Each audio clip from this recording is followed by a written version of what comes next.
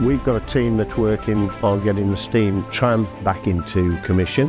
Well, the goal is Easter, but whether or not it will be done in time, another question. We've currently got an appeal to replace this steam boiler, which is life expired. This is just a lot of work that's got to be done, and it makes it look good. Today, fantastic news, we have a tram boiler. Cleaned up and stripped, so we've done a complete frame overhaul practically. As fitted the boiler, we put the engine back in and polished it so it will look nice and shiny again. Passed its hydraulic and steam test, steamed, and it's steaming beautifully. With it being a new boiler, everything had to be repiped, so all new pipe work.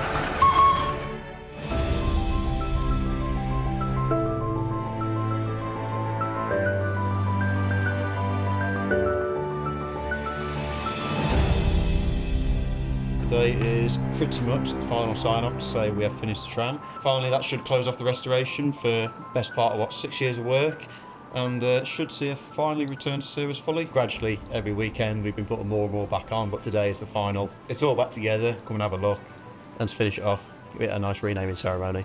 Today we have Tim Dunn coming to the railway to rename Tram, which is very exciting. I will be the guard today, so I'll be making sure everyone has their tickets and making sure everyone's having a nice time on the tram. It should be a good day.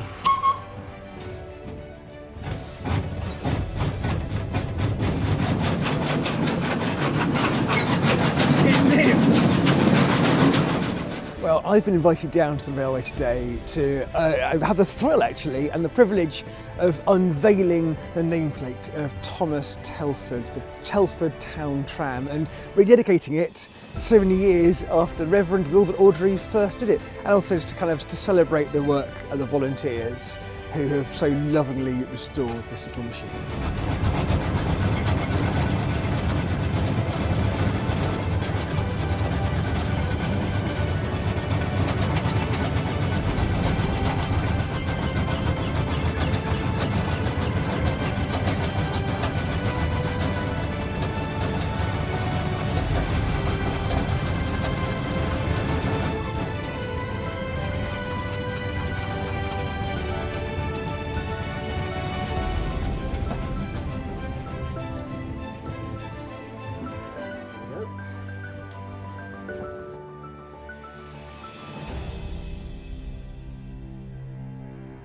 Thank you all so very much for indeed, A, having me, but all for turning up here today. Can we please start off though, having a big round of applause for all the volunteers of the Telford Steam Railway, please, for anyone on today's event. Who ever thought, maybe 50 years ago or so, we'd be standing here on this former industrial plot alongside the railway, behind the goods shed, with this piece of extraordinary high-tech equipment that we see in front of us here. And what a lovely bit of machinery it is. But this is Telford's Town Tram. This is Telford's own little steam engine, constructed from all these parts, cobbled together, frankly, using bits thrown away from other engines and bits from other bits of other machinery, created to some, we believe, locally drawn designs by Alan Keef, not a million miles from here, just a bit further down south. And this little machine was created, and no one knows its apparently exact designer. Nobody knows its exact true story. It's almost like a sort of semi-mystery engine created for Telford, for the Telford Development Corporation. And in 1979, they thought, we'll put this little tram out, round down by the park, and they found out they weren't allowed to run that little tram down by the park, which is legislation. So they got the guys, the nascent Telford Steam Railway group, to come and run it for them. They tried to run it a little bit and ran it for a year, and the Reverend W. Awdry, Wilbert Awdry of all people, came to name this Thomas. And this gallant little engine, with no parents, ended up running around occasionally, and eventually made his way up here, and eventually ended up being rebuilt and reconstructed. What I love is, though, this engine was being built brand new in Britain at the same time we were rolling out the intercity high-speed train across Britain. As you can see, it's curves and its high-tech new features have been resembled. I love that we're doing these two things together. But look, this engine got restored once, it got renamed again, rededicated, but this little thing has been restored over 6 years by a band of about 35 brilliant volunteers and a couple of contractors. So I'm not going to name all of them, but I know Ian is here. Ian, where's Ian? Ian is down there, he's wearing a black t-shirt on. Ian was on the very, very first trip this made down in the park back in 1979. And he's here today, and he's helped restore some of this thing back to working order. But these guys have been really rebuilding this. This is a labour of love of 35 people. I've also got Steve, I believe, Steve Lawless. Steve did all the repainting on this. This little engine is now about to have its first passenger carrying trip properly as a named engine for the first time in many years. I think this little town tramway can go and fly the flag of Telford and other narrow gauge railways. So I'm hoping we see this being taken around the country to galas and flying the flag for Telford, your engine, because it is your engine, owned by Telford and rebuilt for Telford, around the country, and flying the flag for all you guys at the Steam Railway, because this is your little icon, this is your town tram, and I think we should probably have a couple of the guys to unveil it. Right, okay. So ladies and gentlemen, boys and girls, everybody who is here, please can we have 1, 2, 3.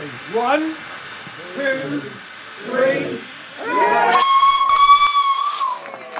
Thomas is back!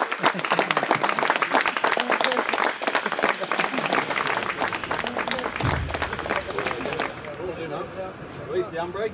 Very much.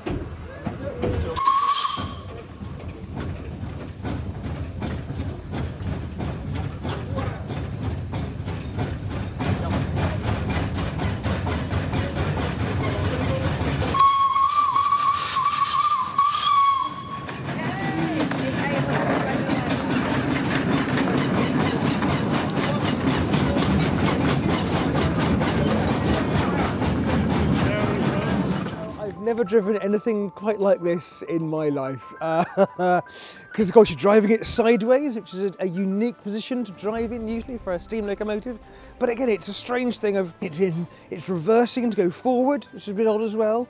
It's got a very neat and very fluid regulator, which is lovely, very simple to operate, but I'm not entirely sure whether it survived my driving, but I had good fun. And once you learn the track and how incredibly tight the radius is and how much you have to give it on that regulator to get around those curves, because the friction is so great. That is a thing you can learn quite quickly, but it's great fun. A grin on my face, as you can tell, because it's so utterly bonkers, but it is just so very Telford. I think the restoration of this tram is just superb. It is top-notch work. It has been done clearly from the heart.